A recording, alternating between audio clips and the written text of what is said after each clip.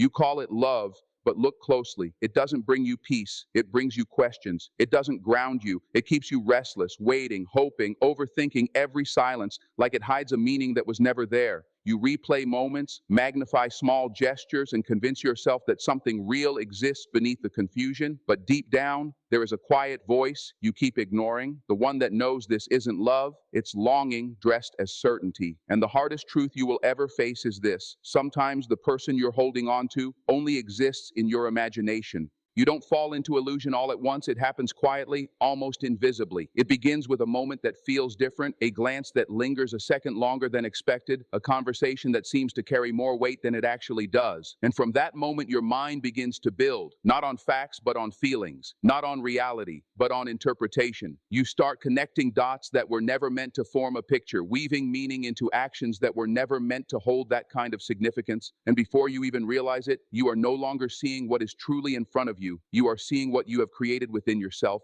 This is the nature of illusion. It does not announce itself. It does not warn you. It blends so seamlessly with your emotions that it begins to feel like truth. You tell yourself that the intensity you feel must mean something real, that the way your heart reacts cannot be wrong. But feelings, as powerful as they are not always accurate reflections of reality. Sometimes they are echoes of your own desires, your own unmet needs, your own longing to be seen, valued, and chosen. And when those desires go unexamined, they begin to paint a version of someone that exists more in your imagination than in the real world. You start to filter everything through that imagined version. When they are distant, you call it complexity. When they are inconsistent, you call it confusion. When they fail to show up, you convince yourself they are just struggling in ways you can't see. You become the interpreter of their silence, the defender of their absence, the one who fills in the gaps with hope instead of truth. And in doing so, you slowly disconnect from reality, not because you want to be deceived, but because the illusion feels safer than what the truth might reveal.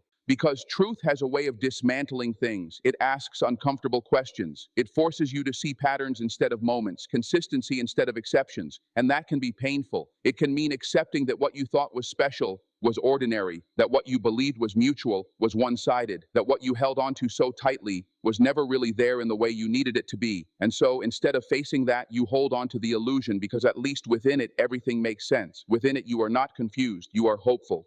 But there is a cost to living inside that illusion. It slowly erodes your clarity. It teaches you to doubt your own instincts, to question your own worth, to accept less than you deserve while convincing yourself it is enough. You begin to shrink your expectations, adjust your boundaries, and silence the part of you that knows something is off. All to protect a feeling that was built on something fragile. And the longer you stay in that space, the harder it becomes to separate truth from fiction. Until one day, you are left not just questioning them, but questioning yourself. And that is the moment where illusion stops feeling like comfort and starts revealing itself for what it truly is. Not love, but a story you told yourself because the reality felt too uncertain to accept. It didn't begin with who they were. It began with who you believed they could become. Somewhere between their words and your imagination, a quiet transformation took place. You saw hints of something promising, a kindness that appeared in fragments, an effort that showed up just enough to keep hope alive. And instead of asking whether it was consistent, whether it was real, you focused on what it could be. You started to fill in the missing pieces, not with evidence, but with expectation. And slowly, without even noticing, you stopped relating to a person and started holding on to a possibility. There is something deeply seductive about potential. It feels alive, unfinished, full of promise. It gives you something to invest in, something to believe in. You tell yourself that growth takes time, that people evolve, that what is incomplete today might become everything tomorrow. And while that may be true in some cases, what you overlooked was this: real love is not built on what might happen. It is built on what is consistently present. It does not require you to imagine a better version of someone in order to feel secure. It meets you in reality as it stands without constant negotiation. But you chose to believe in the future instead of the present. You excused what was lacking by focusing on what could improve. When they failed to show up fully, you told yourself they were just not ready yet. When their actions didn't match their words, you gave them time, patience, understanding, more than they ever asked for, more than they ever earned. You became invested, not in who they were demonstrating themselves to be, but in who you hoped they would eventually become. And hope, when it is not grounded in reality, can quietly turn into self-deception.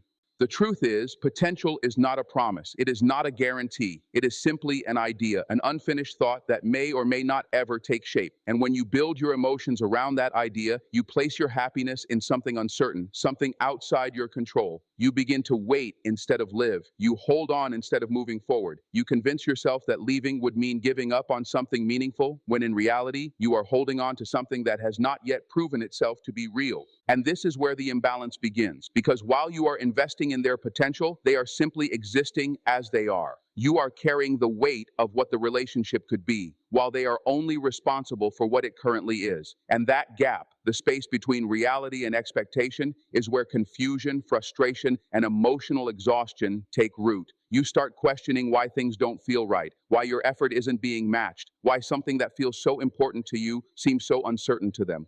It's not because love is complicated, it's because you are not loving what is real. You are attached to what is imagined. And the hardest realization is this: no matter how much you believe in someone's potential, it is not your responsibility to bring it to life. You cannot love someone into becoming who you need them to be. You cannot wait your way into a version of them that exists only in your mind. At some point, you have to look at what is in front of you, not what could be, not what should be, but what is consistently being shown to you. Because real love doesn't ask you to imagine it into existence. It stands clearly in front of you without needing to be rewritten. What you call love may not be love at all. It may be dependency wearing a convincing mask. It feels intense, overwhelming, almost consuming. Your thoughts circle around them, your mood rises and falls with their attention, and your sense of stability begins to depend on something outside of you. You mistake this emotional pull for depth, for connection, for something rare. But intensity alone is not proof of love. Sometimes it is simply the echo of an internal emptiness, searching for something or someone to fill it. At first, it feels beautiful. You feel needed, attached, invested. There is a certain comfort in knowing that someone occupies your mind so completely, but slowly, that comfort begins to shift. You start to notice that your peace is no longer your own. It is tied to their messages, their tone, their presence, or their absence. A delayed response becomes a question. A change in energy becomes a concern. And without realizing it, you begin to adjust yourself, your emotions, even your identity, to maintain a connection that feels increasingly fragile. This is where dependency quietly takes control. You begin to prioritize their approval over your own well-being. You silence your concerns, soften your boundaries, and tolerate behaviors you once knew you would never accept. Not because you agree with them, but because the thought of losing that connection feels more uncomfortable than the cost of keeping it. You tell yourself this is love, that sacrifice is part of caring deeply, that compromise is necessary. And while true love does involve understanding and patience, it never asks you to abandon yourself in the process. Real love does not create a constant sense of uncertainty. It does not leave you analyzing every interaction, searching for reassurance, trying to decode meaning in silence. It does not demand that you shrink your needs just to keep someone close. Love, in its healthiest form, allows you to remain whole. It supports your sense of self instead of slowly replacing it. But dependency does the opposite. It convinces you that without this person, something essential is missing, that your happiness, your worth, your sense of completeness depends on their presence. And that belief is powerful because it keeps you attached even when something feels wrong. You begin to ignore the imbalance. You give more than you receive, explain more than you are understood, wait more than you are met halfway. And each time you do, you reinforce the idea that this is normal, that this is what love requires. But deep down, there is a quiet discomfort, a sense that something isn't aligned, not because you are asking for too much, but because you are accepting too little. Dependency thrives in that silence. It grows stronger each time you choose connection over clarity, attachment over truth. And the longer it continues, the more difficult it becomes to separate your identity from the relationship itself. You forget what it feels like to be grounded within yourself, independent of someone else's presence. The moment of clarity, when it arrives, can feel unsettling because it forces you to confront a difficult truth, that what you believe was love may have been a form of emotional reliance, not built on mutual strength, but on imbalance, not rooted in freedom, but in fear of loss. And that realization is not a failure, it is a turning point, because true love never requires you to lose yourself in order to keep someone else.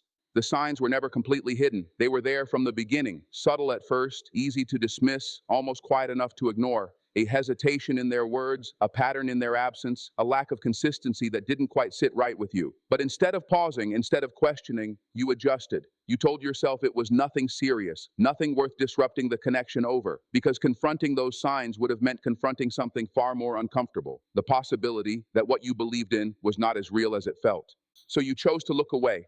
This is how the mind protects a fantasy. It filters reality, not by what is true, but by what is easier to accept. You begin to minimize what feels wrong and magnify what feels right. A single kind gesture outweighs repeated neglect. A moment of attention erases days of distance. You become selective in what you acknowledge, carefully choosing the pieces that allow the illusion to survive. And slowly, without realizing it, you stop trusting your own perception. You begin to doubt your instincts, to question whether you're overthinking, whether you are expecting too much. But those instincts were never the problem. They were signals, clear, consistent, quietly trying to guide you toward clarity.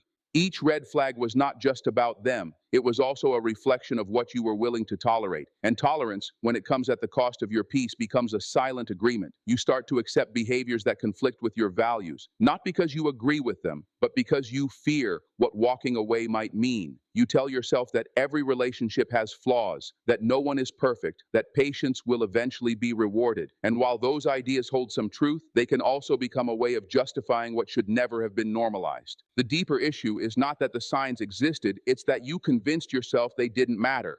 Because acknowledging them would have forced a decision. It would have required you to choose between the comfort of the familiar and the uncertainty of letting go. And for many, that uncertainty feels heavier than the discomfort they are already carrying. So you stay, you adapt, you compromise pieces of yourself little by little, just to maintain something that no longer feels stable.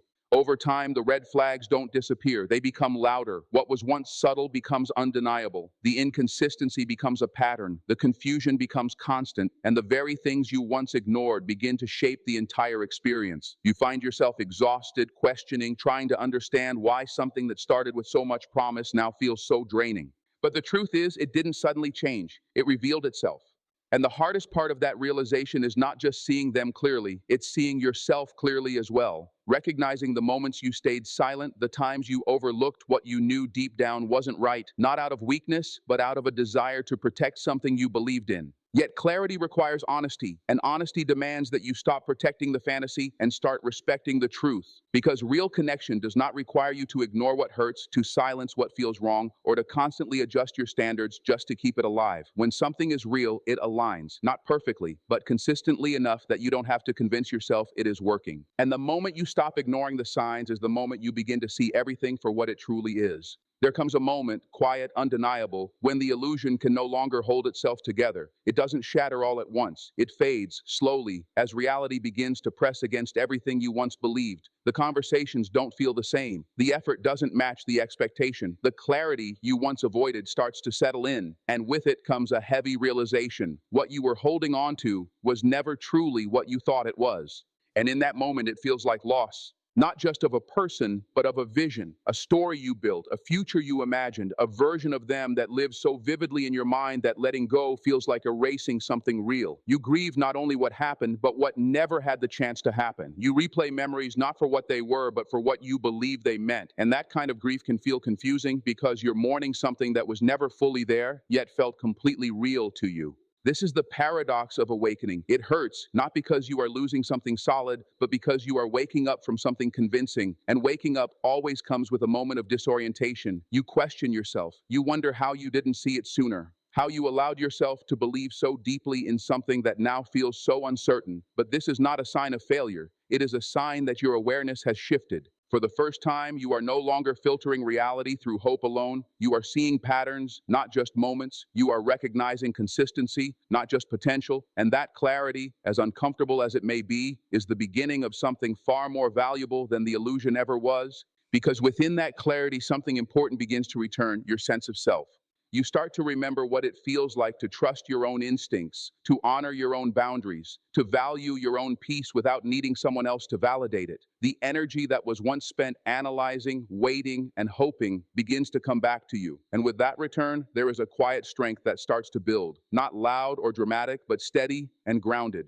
You begin to understand that letting go is not an act of weakness, it is an act of alignment. It is choosing truth over comfort, self-respect over attachment, clarity over confusion. And while the absence may still feel heavy at times, there is also a growing sense of space, space to breathe, to think clearly, to reconnect with who you are without the weight of constant uncertainty. Freedom does not always feel like relief in the beginning. Sometimes it feels like emptiness. But that emptiness is not something to fear. It is something to fill, this time with awareness, with intention, with a deeper understanding of what you truly need and deserve. And slowly the pain begins to shift. What once felt like loss starts to feel like release. What once felt like an ending begins to feel like a return to yourself, to your clarity, to a place where love is no longer something you have to question or convince yourself of. Because real love does not leave you in confusion. It does not require you to abandon yourself to keep it alive. And once you have experienced the difference between illusion and truth, you no longer settle for anything that asks you to forget that again. That is the gift hidden within awakening, not just the ending of something false, but the beginning of something real.